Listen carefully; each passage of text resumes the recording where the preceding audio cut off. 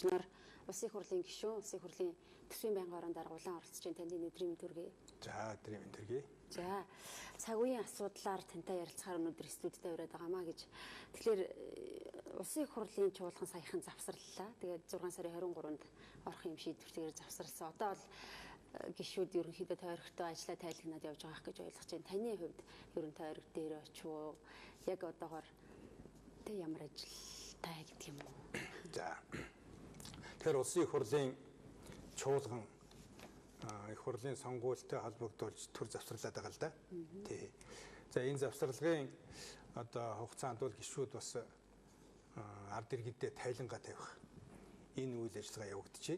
Ер нь сонгуулийн хуулиар бол их хурлын гишүүд ард түмний элчийн хувьд ард иргэдэд тайлангаа тавьдаг ийм хуультай. Тэгээ энэ хуулийн дагуу ажиллаж байна. За би бол Сүхбаатар аймагт бас ажиллаж байгаа. Тэ одоо тайлангаа тавьж байна. За 12 оны сонгуулиар холимог системээр явагдсан сонгуул шүү дээ. Тэ Сүхбаатар аймгаас тойрогоос нэг гишүүн сонгогдсон. За жагсаалтаар нэг гишүүн сонгогдсон байгаа. Тэгээ би бол жагсаалтаар сонгогдсон гишүүн байгаа. Тэ Сүхбаатар аймгаас хамгийн одоо олон санал аваад ингээ улсын хэмжээний саналын нийлбэрээр их хурл сонгогдсон л доо. Тэ за нэгэнт одоо ингээд жагсаалтаар батлагдсан учраас энэ өнгөрсөн 4 жилдвэл одоо мэрэгсэн парламентын одоо зарчмаар тийм оноос нь тойроггүй. Гэхдээ одоо төрийн бодлого тодорхойлох хууль одоо гаргах энэ ажил дээр нэлээд мэрэгшиж ажилласан. Тэ одоо 2 жил гаруй хугацаанд нь сангийн сайдаар ажиллаа. Сүүлийн 1.5 жилд нь бол төсвийн байнгын хорон дараагаар ажиллаж байна. Тэгэхээр энэ одоо 12-аас 16 он бол эдийн засаг төсөв санхүүгийн чиглэлд томоохон шинжил хийсэн одоо ийм жилүүд байгаа юм.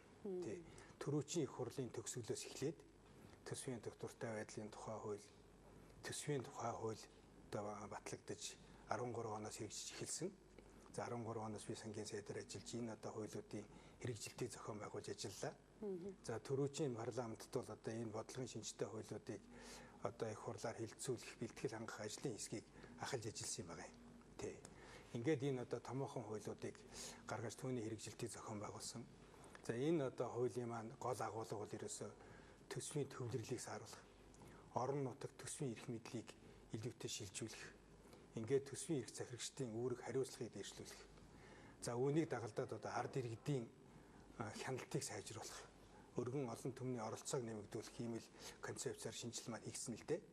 Тэгээ энэ хүрээнд одоо шилэн дансны тухай хууль батлагдаж ард иргэдэд төсвийн эдийн засгийн бүхий л мэдээллийг ил тод мэдээлж явах ийм тогтолцоо шилжсэн. За мөн одоо энэ хүрээнд худалдан авах ажиллагааны хууль шинжлэгдлээ. За өрийн удирдлагын тухай хуулийн хөлбөр цоо шинээр баталж анх удаага одоо баталж гаргалаа. Тэгэхээр энэ хууль бол одоо Монгол улсын эдийн засгийг бас одоо хяналттай байлгах, ирээдүйд учирч үлсгүй хохирлоо сэргийлэх ийм бодлогын шинжтэй асуудлуудыг зохицуулсан хууль.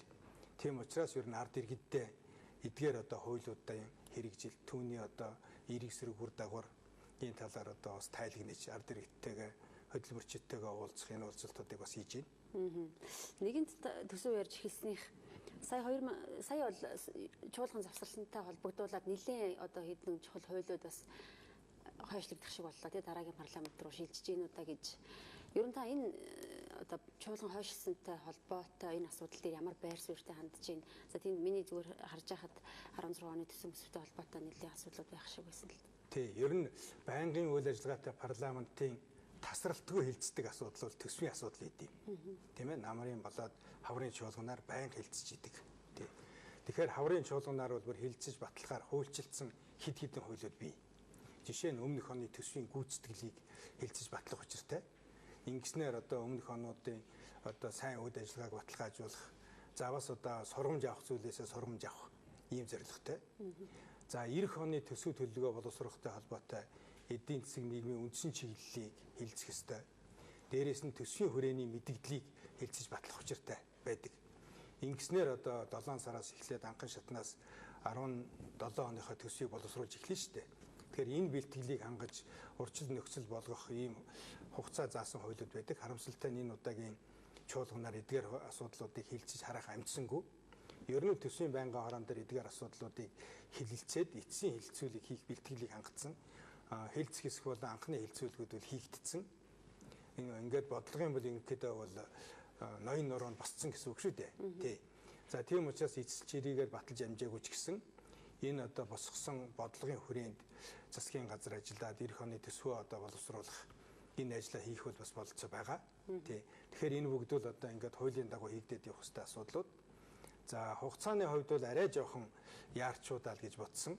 Тий. Сонгуулийн санал хураахаас өмнө 30 хоногийн одоо хүртэл хугацаагаар завсруулах ийм л хуулийн заалт бий л дээ. Тий. Тэгэхээр бид нэр 5 сарын 31 хүртэл хуралдсан бол энэ төсвийн хуулиудаа бас хилцээд баталж амжихаар л байсан. Тий. За гэхдээ арайхан амжсангүй одоо ингээд чуулган завсралчлаа. За энэ хугацаанд бол одоо харин төр захиргааны байгууллага төсөвт байгууллагууд бол төсвөө боловсруулах энэ одоо боломж нь байгаа гэдгийг бас тэмдэглэх зүйтэй баг. Тий. Шинэ одоо парламент байгуулагдахаар зарим нь саяны хуучин парламент байсан гишүүд байна. За зарим нь мэдээж шинэ гишүүд байна. Тэгэхээр энэ бол хэлцгээд асуудалгүй. Тий, энэ бол одоо ингээд хэлцээд батлах, ёсчлох ажил нь бол шинэ парламентын ихэнд хийгдэхэд бол одоо хийгдэх болж байна. Тий. Энийг одоо хүлээлгүйгээр төсөвт байгууллагууд байна. Энэ нөгөө байнга тасралтгүй хийдэг. Хуулиар бүр төсөв боловсруулах, батлах, хилцэх энэ цаг хугацааг бол бүр цагалбар гэж яагаад нарийн заагаад өгт баталцъя. Тийм учраас хуулийнхаа энэ заалтыг хэрэгжүүлэхэд бас онцгой анхаарч ажиллах шаардлага байна л да. Түрүүнд та бол нэлийн дурдлаатай одоо хэд хэдэн төсөв эдийн засгийн холбоотой хуулиуд батлагдлаа гайг үр дүнч байна гэд. Гэтэл эсрэгээрээ ч байх уу бас сөрөг талууд бол нэлийн байх шиг байна л да. Өөрийн тухайн асуудлууд энэ хаврын хувьд бол нэлийн хөндөгдөж тавилаа. За өөрийн таа зэтэрлээ гэдэг ч юм уу. Дахиад өөр тавих гэдэг асуудал шүүмжлэлтэй хандж байгаа ч юм хүмүүсийн таны хувьд сангийн сайдаар ажиллаж исэн хүний хувьд за тэгээд төсвийн байнгын орон дараагаар одоо ажиллаж байгаа хүний хувьд энэ өөрийн асуудал дээр ямар бодолтой байна? Тэгээ ер нь өөрийн удирдлагын тухай хуулийг бол сангийн сайд байхдаа бид нэр яамныхаа хүчээр боловсруулсан. Ингээд төсвийн байнгын орон дараагаар байхдаа их хурлаар хилцүүлж батлууллаа. Тий. За энэ хууль бол Монгол улсад одоо өр үүсэх процессээс эхлээд одоо ямар зээлийг хаанаас ямар нөхцлөөр авах вэ? Түүнийг хэрхэн үйлчлэх үү? Дараа нь одоо эрэг сөрөг үр дагавраас хэрхэн сэргийлэх үү гэдэг энэ үйл ажиллагааг хуульчилж өгсөн чухал хууль байгаа юм. Тий. За энэ хууль гарснаар нийгмийн болоод олон түмний анхаарал бас өөрийн асуудал төвлөрч ингээд нилээд өргөн хилцүүлэг шүүмжлүүд өрнж ийн л да. Тэр одоо өөрийн таа зэтрэх гэж яа болгоомжлох ёстой гээл ер нь Монголын одоо ард түмний хөртөө болчлоо 22 тэрбум долларын өртөө болчиж нэг хүнд ихтэл 15 сая одоо төгрөгийн өр оногдож байна. За нэг 2-3 ам бүлтэй 2-3 хүүхэдтэй өрөх гэгтэл одоо 60-аас 70 сая төгрөгийн өртөө байна гэх жишээтэй болгоомжилсан бас одоо сэтгэл түгшээсэн хилцүүлгүүд явж байгаа л да. Тий. Тэгэхээр энэ бүхэн бол бас олон түмний анхаарал хандаж хяналтанд орж байгааг энийг илрэл болов гэж би хувьдаа бодож байгаа юм. Урд өмнө нь ерөөсө бүртгэхгүй тооцохгүй харанхуй явж байгаад ингээд дараа нь бол одоо даадахгүй эрсдэлд орсон байхыг үгүйсгэхгүй нөхцөл байдалтай байлаа шүү дээ. За өрийн удирдлагын хууль батлагдаж гарсан ч гэсэн бас өрийн удирдлагын хуулийн зохицуултанд орохгүй байгаа бас өрөөд байна. Энэнд анхаарал хандуулах зайлшгүй шаардлагатай байна. Засгийн газрын санаачлагаар их хурал дээр олонхоороо баталсан одоо хуулийн дагуу уул уурхайн салбар, эрчим хүч, төмөр замын салбарт авсан одоо зээлүүд бол энэ өрийн тооцоонд орохгүй байх жишээтэй. За дээрээс нь одоо засгийн газрын өр, улсын өр хоёрыг бас ялгаж саагалсан ийм асуудлууд байгаа. Иннээс болоод ер нь одоо бүхэлдээ хяналтанд орж чадаагүй байдал байна. Өнөөдөр засгийн газрын өрийг аваад үзвэл нэг 14 их 80 төгрөгийн өр байх жишээтэй. Тий. Тэгэхээр энэ маань бол нэг 7-8 тэрбум доллар л гэсэн үг шүү дээ. Гэтэл одоо нийгэмд нэлээд хилцүүлэг өрнөд байгаа Монгол улсын өр бол 21.6 тэрбум доллар болцсон байна гэдэг сангийн сайд хүртэл одоо ийм өртөө байна гэдэг асуудлыг ярьлаа шүү дээ. Тэгэхээр энэ цаана нь одоо засгийн газрын өрнөөс гадна ямар өр байна? Тэрийг яаж хяналтанд оруулах вэ гэдэг асуудлууд өнөөдөр зайлшгүй анхаарахаас өөр аргагүй байгаа юм. Тэгэхээр энэ улсын өрийн тооцооноос уул уурхай, төмөр зам, эрчим хүчний салбарыг одоо гаргасан явдлыг бол эргэж харахаас өөр аргагүй. Яагаад гэвэл эн чинь эргээд одоо бид нэр төлж таарна шүү дээ. Ялангуяа энэ дотор нөгөө томоохон мега төслүүдийг дагсан өөр бол онцгой анхаарал татж байгаа юм. Тухайлбал одоо оюу толгойгоор жишээ авч болно шүү дээ. Томоохон хөрөнгө оруулалт хийж байна. Энэ хөрөнгө оруулалтанд Монголын тал 34% оролцоотой байгаа. 34% оногдож байгаа одоо хөрөнгө оруулалтыг бид зээлээр авсан, тийм ээ. Тэгэхээр зэрэг энэ одоо зээл маань бол эргээд тодорхой хугацааны дараа бол төлбөр төлөгдөж таарна. Тий. Тэгэхээр энэнийг бол одоо Монгол улсын өрийн тооцоонд оруулж тооцохоос өөр арга байхгүй. За энэ дотор ингээд аваад үзэхэд бол бас анхаарал хандуулж болгоомжлох асуудал маш их олон гарлаа. Тухайлбал бид одоо сангийн сайдаар ажиллаж байхад Шадар сайд, Тэрвэш тавг, Уул уурхайн сайд ган хоёуг бид нэр хамтарч оюу толгой төслийн эхний үе шатны хөрөнгө оруулалтын явцад бол одоо санхүүгийн баримтын шалгалт хийсэн. Энэ баримтын шалгалтаар бол ихээхэн хэмжээний зөрчил илэрсэн байгаа. Тэ анх тохиолсон техник эдийн засгийн үндэслэл 1.4 тэрбум доллараар хэтрүүлээ зарцуулсан байх жишээтэй. Дээрээс нь 1.8 тэрбум долларын санхүүгийн зөрчил илэрсэн. За тэгэхээр энэ зөрчлийг бол бид одоо арилгах ёстой. Тэгэхгүй бол эн чинь эргээд бидэн дээр одоо өөр болж буун шүү дээ. Тийм учраас одоо энэ өрийн тооцоо үндэслэлийг наривчлах, өрийн зохицуулалтын хуулинд оруулж ирэх зайлшгүй шаардлага байна. Ер нь цаашдаа энэ одоо том мега төслүүд гэж яриад байгаа шүү дээ.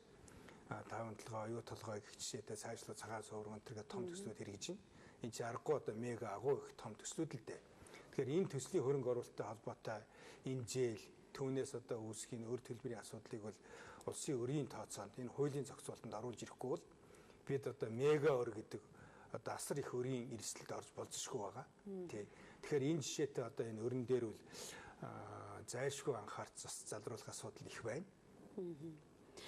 Энэ жилийн үед за иргэд олон нийт өрн дээр ингэж санаа зовж ярьж байгаа нь эдийн засгийн хямралтай бас холбоотой байна уу гэж анзаардаг юм л та. Эдийн засгийн хямрал бол ялцчгүй нөлөөлөд ах шиг байгаа. Одоо оюу толгойн далд уурхайг хөдөлж байгаа учраас эдийн засаг сэргэнэ гэдэг зүйлийг бол